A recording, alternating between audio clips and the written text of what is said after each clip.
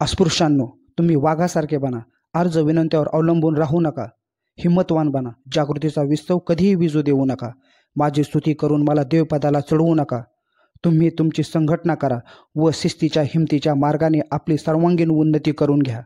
शिका, संघटित व्हा आणि संघर्ष करा. डॉक्टर बाबासाहेब आंबेडकर. जय भीम. नमो बुद्धाय. मित्रांनो, अस्पृश्यतेचा शाप कसा असतो याचा अनुभव डॉक्टर बाबासाहेब आंबेडकरांना बालवयातच आला. मित्रांनो, जाणून घेऊया तो एक प्रसंग ह्या कहाणीच्या माध्यमातून. तर मित्रांनो, सुरू करूया व्हिडिओला. परंतु मित्रांनो, त्या अगोदर ह्या व्हिडिओला लाईक करा, शेअर करा आणि मुकण्या चॅनलवर जर नवीन असाल तर ह्या चॅनलला सबस्क्राईब जरूर करा, जेणेकरून असेच नवीन व्हिडिओ आपल्याला पाहायला मिळतील. माझा जन्म मोह इंदोर येथे माझे वडील पलटणीत असताना झाला. त्यावेळी माझे वडील पलटणीत सुभेदार होते. आम्ही पलटणीत राहत असल्यामुळे आम्हाला बाहेरच्या जगाचा कधी संपर्क झालाच नव्हता. त्यामुळे अस्पृश्यतेसंबंधी कोणत्याही प्रकारची आम्हाला कल्पना नव्हती. परंतु जेव्हा माझ्या वडिलांनी पेन्शन घेतली तेव्हा आम्ही सर्वजण साताऱ्यास येऊन राहिलो. साताऱ्यास एवढे न्हावे असूनही ते आमची हजामत का करत नाहीत हे मला प्रथमच कळाले. एक प्रसंग असा घडला की आमचे वडील गोरेगावी असताना आम्हाला ते पत्र पाठवत होते. त्यांनी आम्हाला गोरेगावला या असे पत्र पाठवले होते. गोरेगावला आम्ही आगनगाडीत बसून जाणार म्हणून आम्हाला फार आनंद झाला होता. तोपर्यंत आम्ही आगनगाडी कधी पाहिलीच नव्हती. वडिलांनी पाठवलेल्या पैशाचे आम्ही चांगले कपडे केले. मी, माझा भाव आणि बहिणीचे मुले इतके जण आम्ही वडिलांना भेटायला निघालो. त्यापूर्वी त्यांना पत्र लिहिले होते, परंतु ते पत्र नोकराच्या हलगर्जीपणामुळे त्यांना मिळाले नाही. आम्ही मात्र वडील आम्हाला नेण्याकरता नोकर वगैरे पाठवतील या आनंदात होतो. परंतु याबाबत आमची निराशा झाली. आम्ही आगगाडीतून उतरताच नोकराची वाट पाहिली. गाडी येऊन निघून गेली. आम्ही अर्धा पाऊण तास स्टेशनवर वडिलांची वाट पाहत राहिलो. वडील आम्हाला न्यायला येणार अशी आमची खात्री होती, परंतु ते मसूर स्टेशन अगदी ओसाड पडले होते. एक चिटपाखरूही तिथे दिसत नव्हते. आम्ही गोंधळून गेलो होतो. काय करावे काही कळेना. उन्हाळ्याचे दिवस सर्वत्र कडक ऊन पडले होते. जमीन उन्हाने तापली होती. पायाला चटके भासत होते. माथ्यावर सूर्य आला होता. अंगातून घामाच्या धारा निघत होत्या. पुढे काय करावे हा मोठा प्रश्न पडला होता. त्या मसूर स्टेशनवर आमच्याशिवाय दुसरे कोणीच राहिले नव्हते. तेवढ्या स्टेशन मास्तरांनी आम्हाला पकडले व आमच्याकडे तिकिटाची मागणी केली. तेव्हा आम्ही आमच्याजवळ असलेली तिकिटे स्टेशन मास्तराला देऊन स्टेशनच्या बाहेर पडलो. स्टेशनच्या बाहेर आल्यानंतर समोर आम्हाला बैलगाडी पाहायला मिळाली. त्या गाडीवानाला पाहून आम्ही टुनटुन उड्या मारत त्या गाडीवानापाशी गेलो आणि त्याला विचारले, गाडीवान दादा, नेणार का रे आम्हाला गोरेगावाला? हो हो, का नाही. तेव्हा आम्ही त्या गाडीवानाला विचारले, पैसे किती घेणार? तेव्हा तो गाडीवान आम्हाला म्हणाला, तुमच्या मनात असेल तेवढे द्या. पैशाचं काय घेऊन बसला, बसा गाडीत. तेव्हा आम्हाला मोठ्या अडचणीत सुटका झाली म्हणून आम्ही खूप खुश झालो होतो. आता वडिलांची भेट होईल म्हणून आम्हाला खूप आनंद झाला होता.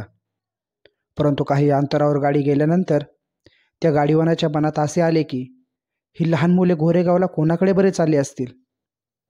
अंगावरच्या कपड्याने तर ही मुले मोठ्या घरची दिसत आहेत. त्यांनी मनात विचार केला, पण त्याचे मन त्याला स्वस्थ बसू देईना. अखेर त्या गाडीवानाने आम्हाला विचारलेच, काय रे पोरांनो, गोरेगावला कोणाकडे चालला रे तुम्ही? आम्ही त्या गाडीवानाला म्हणालो, रामजी सुभेदाराकडे. तो गाडीवान आम्हाला म्हणाला, रामजी सुभेदार कोण? तेव्हा आम्ही त्या गाडीवानाला म्हणालो, अहो दादा, ते लष्करामध्ये सुभेदार मेजर होते ते. तेव्हा तो गाडीवान विचार करत म्हणाला, लष्करामध्ये? तेव्हा आम्ही होकार दिला, हो, लष्करामध्ये.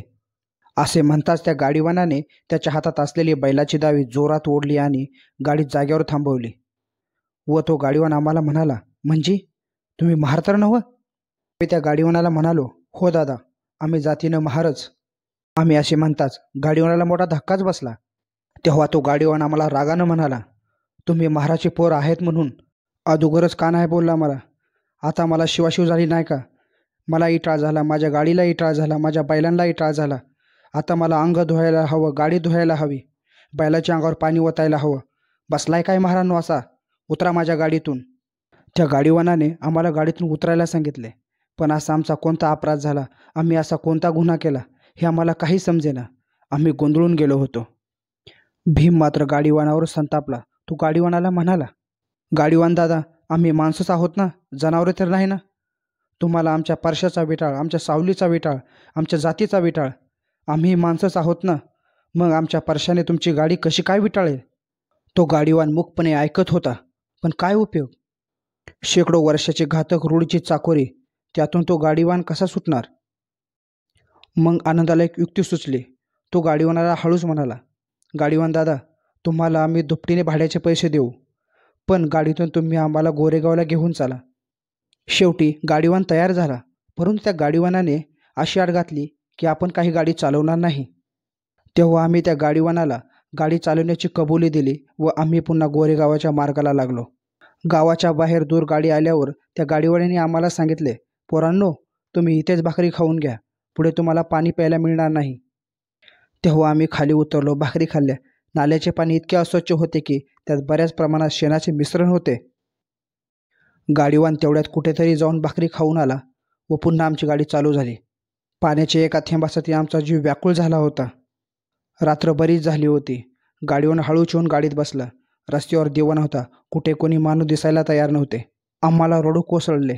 अशा रीतीने आम्ही रात्र 12 वाजेपर्यंत वेळ काढली. मनात तर्कवितर्क विचार चालूच होते. आपण काही गोरेगावात जात नाही असे वाटू लागले होते.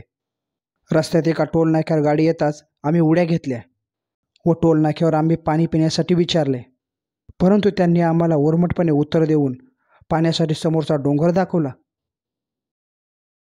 शेवटी कशीबशी रात्र टोल नाक्यावर काढली व सकाळी पुन्हा गाडी चालू झाली व शेवटी दुपारी अर्धमेल्या अवस्थेत आम्ही गोरेगावी पोचलो. मित्रांनो, ही होती डॉक्टर बाबासाहेब आंबेडकरांची कहाणी. बालवयातच भोगावा लागलेला अस्पृश्यतेचा शाप. मित्रांनो, ही कहाणी आपल्याला कशी वाटली हे आम्हाला कमेंट करून जरूर कळवा.